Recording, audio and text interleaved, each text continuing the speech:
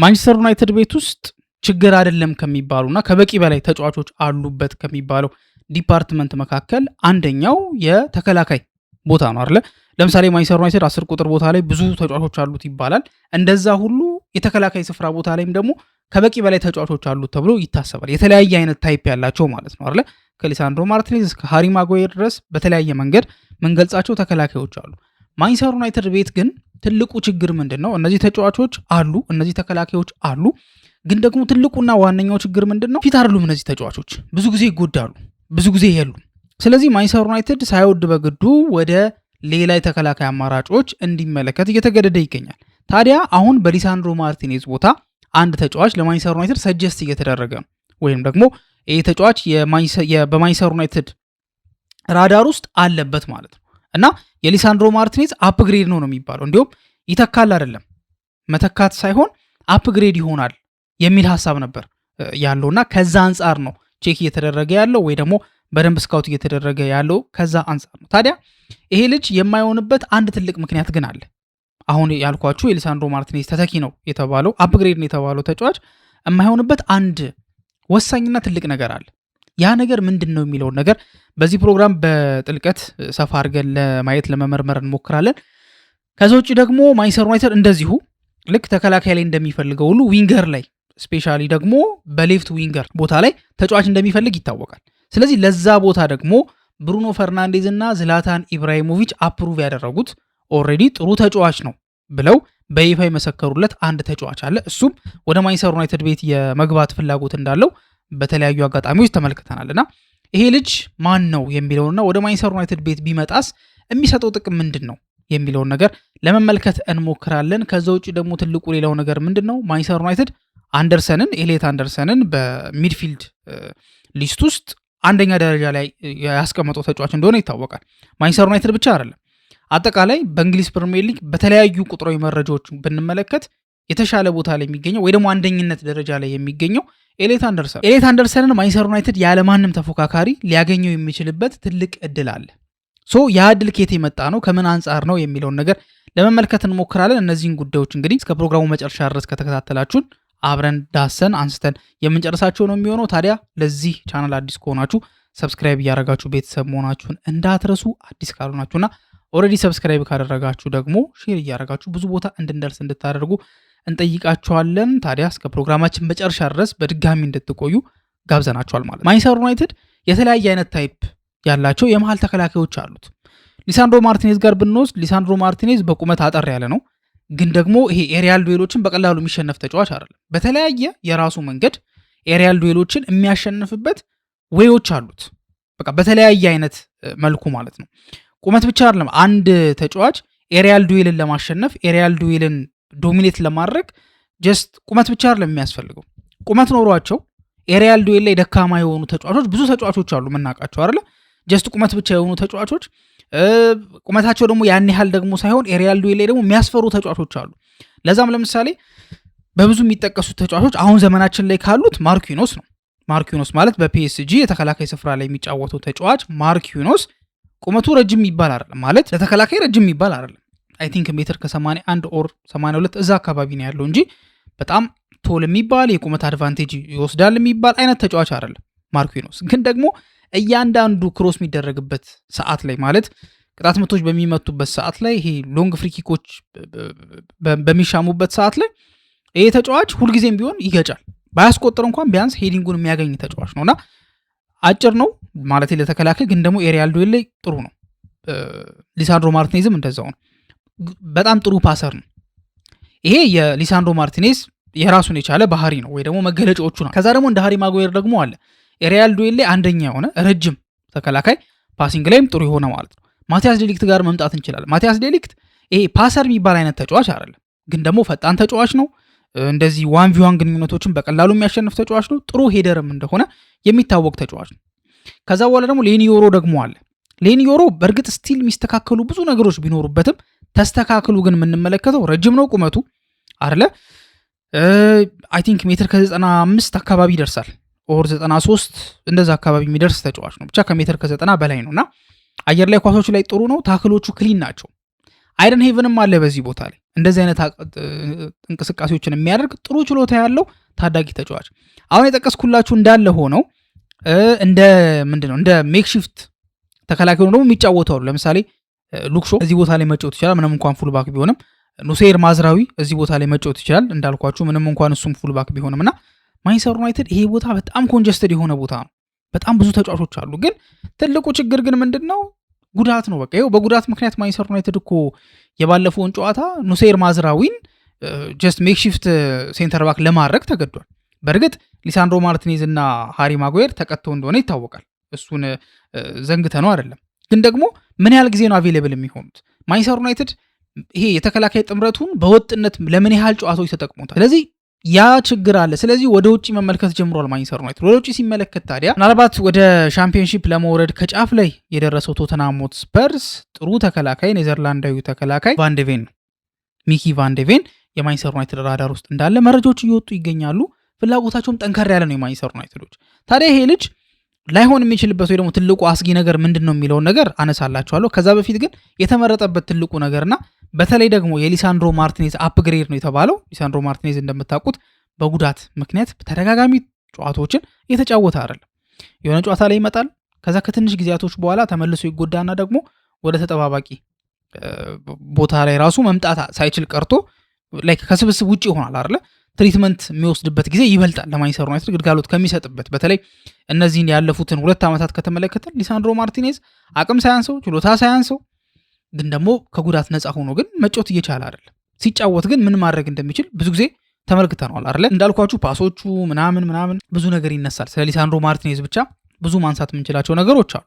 ሶ ለሊሳንድሮ ማርቲኔዝ አፕግሬድ ነው ስንል ታዲያ ሚኪ ቫንዴቬን ከምን አንጻር ነው አፕግሬድ የሚባለው? አንደኛ ቁመቱ ረጅም ነው። ሚኪ ቫንዴቬን ቁመቱ ረዘም ያለ ነው። ወደ ሜትር ከ87 አካባቢ የሚደርስ ተጫዋች ነው። ሶ የቁመት አድቫንቴጅ ይኖረዋል። ከዛ ደግሞ በጣም ፈጣን ተጫዋች ነው።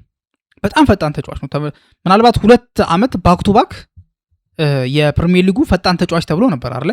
ማለት ይሄ ፈጣን ሩጫዎችን በማድረግ አይ ቲንክ 38 መሰለኝ እንትን ያለው የሮጠው እርግጠኛ አይደለም ወይ 37 አካባቢ ግን 38 ይመስለኛል።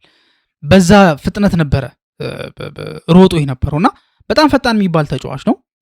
ከኳስ ጋር ያለው ምቾት የሚገርም ነው። ድራይቭ አድርጎ ኳስን ይዞ የሚሄድበት መንገድ በቶተንሃም በተደጋጋሚ ተመልክተነው እናውቃለን። ማንቸስተር ዩናይትዶች ላይም እንደዚህ አይነት ጉድ ሰርቶ እንደሚያውቅ እናስታውሳለን አይደለ? ጥሩ ተጫዋች ነው ይሄ ልጅ ማለት ነው። መጫወት ይችላል። ላይክ ፓሰር ነው፣ አሪፍ። ከዛም ደግሞ ባለፈ እንዳልኳችሁ ቅድም ቶተንሃም ሆትስፐርስ ላይክ የሚወርድ ከሆነ ማለት ይወርዳል ተብሎ አይገመትም፣ ግን ደግሞ የሚወርድ ከሆነ የሚሆነው አይታወቅም። አሁን ያለበት ፖዚሽን የሚያስወርደው ነውና ምናልባት የሚወርድ ከሆነ ፕራይሱ ሎወር ነው የሚሆነው። ምክንያቱም በዲቪዚዮን መጫወት የሚፈልግ ብዙም የለም። ስለዚህ ዋጋውም ቀንሶ ማንቸስተር ዩናይትድ ሊያገኘው ይችላል ይህን ተጫዋች። ሶ እነዚህ ነገሮች ለማንቸስተር ዩናይትድ አፕግሬድ ነው፣ የተከላካይ ቦታውን ያጠናክራል ተብሎ የሚታሰብ ነው። ይሄ ልጅ ግን ወደ ማንቸስተር ዩናይትድ የማይመጣበት ትልቁ ምክንያት ወይ ደግሞ ሊመጣ የሚያስፈራው ወይ የሚያሰገው ትልቁ ምክንያት ምንድነው መሰላችሁ? ልክ ማንቸስተር ዩናይትድ በዚህ ሰዓት ላይ 2 ነገሮች አሉ በዋነኛነት፣ ግን አንደኛውና ወሳኙ ነገር ምንድነው? ማንቸስተር ዩናይትድ በዚህ ሰዓት ላይ በጉዳት በጣም እየተሰቃየ ያለ ኢንጁሪ ፕሮን የሆነ ተጫዋች በዚህ ሰዓት ላይ ማንቸስተር ዩናይትድ አይፈልግም። ይሄ ፋክት ነው። ምክንያቱም እንዳልኳችሁን መግቢያ ላይ እንደተናገርኩት የተከላካይ እጥረት የለበትም፣ ግን ጤነኛ ተከላካይ ግን እጥረት ግን ማንቸስተር ዩናይትድ አለበት በደንብ አድርጎ ማለት ነው። ስለዚህ ተከላካዮች ቢኖሩም ግን ደግሞ ጤነኛ ሆኖ ሜዳ ውስጥ የማይገቡ ከሆነ ጥቅም የለውም። አሁን ሚኪ ቫንዴቬንም ከሚነሳበት ትልቅ ነገር መካከል አንደኛው ጉዳት ነው። ሃምስትሪንግ ጉዳት አለበት ይሄ ልጅ፣ በጣም ከባድ ሃምስትሪንግ ጉዳት አለበት እና ወልፍስበርግ በነበረበት ሰዓት ላይ ለ77 ቀናት ያክል በሃምስትሪንግ ኢሹ ከሜዳ ውጭ ሆኖ ነበር። ይሄ ማለት ሌላ ጉዳቶችን አይጨምርም። እሺ ይሄ የጉልበት ጉዳት ምናምን አይጨምርም። እነዚህ ነገሮች የሚጨምር አይደለም። ሌሎች ማይነር ጉዳቶችን አይጨምርም። ግን ሃምስትሪንጉ ብቻ 77 ቀናትን ከሜዳ እንዲርቅ አድርጎታል። ወደ ቶተንሃም ሆትስፐርስ የመጣው 2023 ላይ ነበር። 2023 ላይ መጥቶ የመጀመሪያ ሃምስትሪንግ ጉዳቱ 11 ጨዋታዎችን ከሜዳ እንዲርቅ ያደረገው።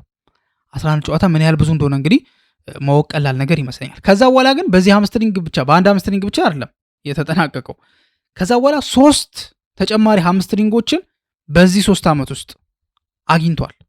ከ2023 እስከ 2026 ከዛ ተጨማሪ 4 ሃምስትሪንግ ኢሹዎች ማለት። ሃምስትሪንግ ኢሹ ደግሞ እንደምታውቁት በጣም ሪከሪንግ ነው፣ በተደጋጋሚ የሚመጣ እና ማንቸስተር ዩናይትድ ይሄ ልጅ አስፈርሞ ይሄ ሃምስትሪንግ ጉዳቱ ቢያገረሽበትስ መልሶ ደግሞ ወደ ወጣቱ ተጫዋቾች ሊመጣ ነው። ወጣት ተጫዋቾች ላይ እኮ እምነት መጣሉ መጥፎ ነገር አይደለም፣ ግን እነዚህ ወጣት ተጫዋቾች ፊት ለፊት መጋፈጥ አይደለም ያለባቸው፣ ከትልቅ ተጫዋች ስር ነው መጫወት ያለባቸው አይደለ? አሁን ለምሳሌ ጥሩ 10 ቁጥር ማንቸስተር ዩናይትድ ወጣት ቢያመጣ በብሩኖ ፈርናንዴዝ ስር ላይክ ሜንቶርድ እየሆነ እየተደረገ ይሰራል፣ ጫናም አይኖርበትም፣ ብዙ ኤክስፖዝድም አይሆንም ምናምን ነገር። አለዛ ወዲያውን የሚቀልጡት አንዳንድ ተጫዋቾች ናቸው እንደዚህ አይነት ኤክስፔክቴሽኖችን በደንብ ማሟላት የሚችሉት ልክ እንደ ኮቢ ሜኑ አይነት ተጫዋቾች እንጂ እንደነ ራሽፎርድ አይነት ተጫዋቾች የከሸፉበትን መንገድ እኮ ተመልክተናል። ስለዚህ ሌላ ሪስክ ነው የሚሆነው። ስለዚህ ይሄ ጉዳቱ በትልቁ ማንቸስተር ዩናይትድ ይሄ ልጅ ማስፈረም እንዲጠነቀቅ ወይ ደግሞ ማስፈረም ይፈልጋል፣ በብቃቱ ይታወቃል፣ ግን የጉዳት ኢሹ አለበትና ማንቸስተር ዩናይትድ ለማስፈረም ወደ ኋላ ሄዚቴት የሚያደርግበት አንደኛው ሪዝን ይሄኛው። ሁለተኛው ሪዝን ደግሞ ምንድነው ወደ 4 ኤረሮችን ሰርቶ ቀጥታ ወደ ጎል ያመሩበት አጋጣሚ አለ። ይህም ደግሞ ራሱን የቻለ ትልቅ ሬድ ፍላግ ሆኖ በሚኪ ቫን ዴቨን ላይ አንዣቦበታል።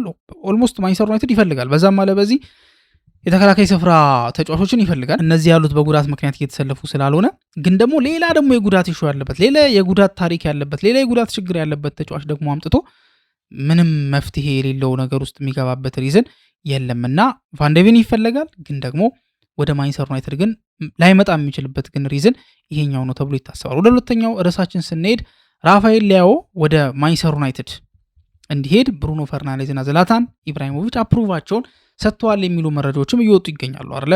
ዝላታን ኢብራሂሞቪች አብሮት የተጫወተ ተጫዋች ነው እና እያየሁት ነው ያደገው የሚለው አይነት ተጫዋች ነው እና ላይክ በድሪብሊንግ ስኪሉ በፊኒሽንግ ስኪሉ ኳስን ቀለል አድርጎ የሚጫወትበት መንገድ በጣም የሚያስደንቅ ነው። ብሩኖ ፈርናንዴዝ ደግሞ ከስፖርቲንግ ሊዝበን ጀምሮ ይሄ ልጅ ያውቀዋል፣ እያንዳንዱን ዴቨሎፕመንት ያውቀዋል እና ወደ ማንቸስተር ዩናይትድ ቤት ቢመጣ ምናልባት የሚሰጠው ራሱን የቻለ አፕግሬድ አለ። ብሩኖ እንደተናገሩ ልጁ ታለንትድ ነው፣ በጣም ኳስን ቀለል አድርጎ ነው የሚጫወተው፣ ፕሬዠሮችን መሸከም ይችላል የሚሉ ምስክርነቶች ተሰጥቶታል። ግን ወጥ ነበር ወይ የሚለው ይህን ጥያቄ ስናነሳ ግን ትንሽ ጥያቄ የሚያስነሳ ጉዳይ ይመስለኛል። ልጁ ወጥ ነበር ወይ? በእርግጥ አሁን ለምሳሌ እየተጫወተ ያለው በአሌግሪ ስር እኮ በ9 ቁጥር ቦታ ላይ ነው የተጫወተ ያለው እሱ በሚታወቅበት አክቹሊ ያኔ ዝላታን በነበረበት ሰዓት ላይ 9 ቁጥር ቦታ ነበር የሚጫወተው። ከዛ ወደ ክንፍ ወጣ አለ።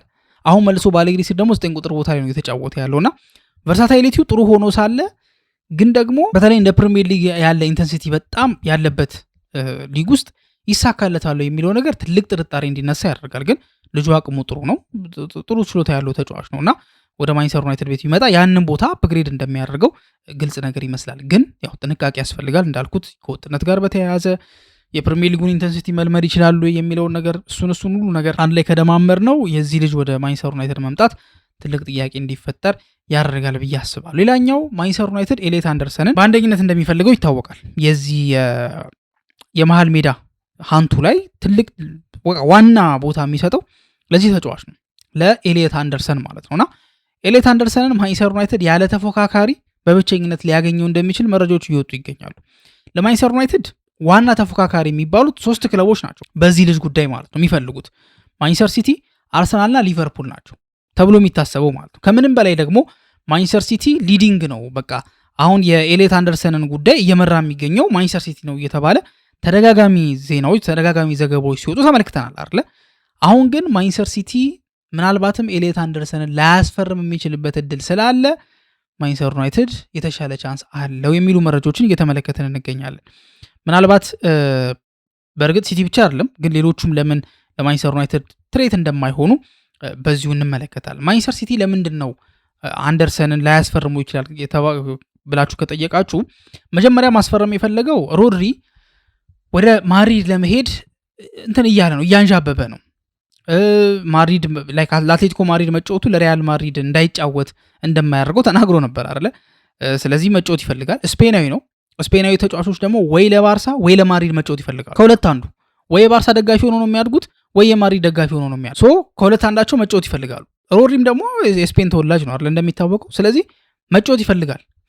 ሲቲ ሮድሪ የሚወጣ ከሆነ ሮድሪ ሊተካ የሚችል ተጫዋች ኦፍኮርስ አሁን ኒኮ አለ፣ ኒኮ ጎንዛሌዝ ግን እሱ አቅም አለው ወይ ለመተካት የሚለው ነገር ጥያቄ ያስነሳል። ስለዚህ ኤሌት አንደርሰን አይነት ፕሩቭን የሆነ ፕሪሚየር ሊግ ፕሩቭን የሆነ ለአመታት ራሱን ያሳየ በተለያየ ቲም ውስጥ ኒውካስል ላይ ነበር፣ አሁን በኖቲንጋም ፎረስት ወሳኝ ተጫዋች የሆነ ተጫዋች ለመተካት ይፈልጉ ነበር። አሁን ላይ ግን መረጃዎች እንደሚሉት ከሆነ ሮድሪ ወደ ሪያል ማድሪድ የሚያደርገው ዝውውር እየቀሰቀሰ ነው። ብዙም የመሆኑ ድል እያነሰ መጥቷል። ስለዚህ ሲቲም እንደሱ አይነት 6 ቁጥር ተጫዋች ከመፈለግ ትተው እንደ ኤንዞ ፈርናንዴዝ አይነት ተጫዋች ይፈልጋል የሚል መረጃ ዘ አትሌቲክ ይዞ ወጥቷል። ኤንዞ ፈርናንዴዝ ደግሞ እሱም የመውጣት ሀሳብ እንዳለው ይታወቃል። የሚወጣ ከሆነ ግን ከ100 በታች መሸጥ ይከብዳል ኤንዞን አይደለ? ስለዚህ ማንቸስተር ሲቲ ደግሞ በአንድ ቦታ ወይ ደግሞ መሀል ላይ በአንድ የዝውውር መስኮት 2 የ100 ሚሊዮን ፓውንድ ተጫዋቾችን ማዘዋወር አይችልም። ምክንያቱም ኤሌት አንደርሰን 125 ሚሊዮን ፓውንድ ነው የተለጠፈበት። ስለዚህ ያን ማድረግ አይችሉም። አርሰናልስ ካልን ደግሞ አርሰናል በዚህ ሰዓት ላይ ያለበት ችግር የአጥቂዎች ችግር ነው። የመስመር አጥቂዎች፣ የ9 ቁጥር አጥቂ፣ የክሪኤቲቭ አማካዮች ችግር ነው ያለበት እንጂ ወደ 6 ቁጥር ቦታ ላይ ያሉ የዲኤምኤፍ ችግር የለበትም። እነ ዙቢሜንዲ አሉ፣ እነ ዴክላን ራይስ አሉ፣ ኖርጋርድ አለ። አብዛኞቹ ያንን ሚና ነው የሚወጡት። ዴክላን ራይስ ደግሞ በጣም ሃይሊ ሬትድ የሆነ ተጫዋች እንደሆነ ይታወቃል። ስለዚህ በዚህ ሰዓት ላይ አርሰናል እሱን የሚፈልግበት ምክንያት የለም። ሊቨርፑልስ ደግሞ ከተባለ ሊቨርፑል አምና ለሁለት ተጫዋቾች ከ100 ሚሊዮን ፓውንድ በላይ አውጥተዋል። አሌክሳንደር ኢሳክ እና ለፍሎሪያን ቪርስ ማለት ነው። ለእነዚህ ሁለት ተጫዋቾች ከ100 ሚሊዮን ፓውንድ በላይ አውጥተው በቀጣዩ ደግሞ በአመቱ ደግሞ በሌላኛው የዝውውር መስኮት ደግሞ ድጋሚ ሌላ 125 የሚያወጡበት አይችሉትም። ፋይናንሻል ቀውስ ውስጥ ነው የሚገቡትና ይሄን ነገር የሚያደርጉበት እድል ሎ ነው። ስለዚህ ይሄ ዞሮ ወዴት ያመራናል? ማንቸስተር ዩናይትድ ይሄ ልጅ በብቸኝነት ሊያገኘው የሚችልበት እድል ሰፊ ሆኖ እናገኘዋለን ማለት ነው። ስለዚህ ማንቸስተር ዩናይትዶች ወደፊት ከገፉ፣ ጠንከር ብለው ከጠየቁ፣ ጠንከር ብለው ከሄዱ ይሄ ልጅ የሚያገኙበት እድል ሰፊ ነው ማለት ነው። ለዛውም ያለ ተፎካካሪ። ስለዚህ ዩናይትድ አንደርሰንን የማግኘት ትልቅ ቻንስና ተስፋ አለው ማለት ነው። ከዚህ አንጻር ታዲያ የእናንተስ ሀሳብ ምንድን ነው የሚለውን ነገር ደግሞ በኮሜንት ሴክሽን ላይ እንታስቀምጡልን እንጠይቃችኋለን። ስለ ቫንደቪን የምትሉት ነገር፣ ስለ ራፋኤል ሊያኦ እና ስለ ኤሌት አንደርሰን ያላችሁን ሀሳብ በኮሜንት ሴክሽን ላይ አስቀምጡልን። እስካሁን ድረስ አብራችሁን ስለሆናችሁ እናመሰግናለን። በቀጣይ ፕሮግራም እስከምንገናኝ ድረስ መልካም ጊዜ ይሆንላችሁ።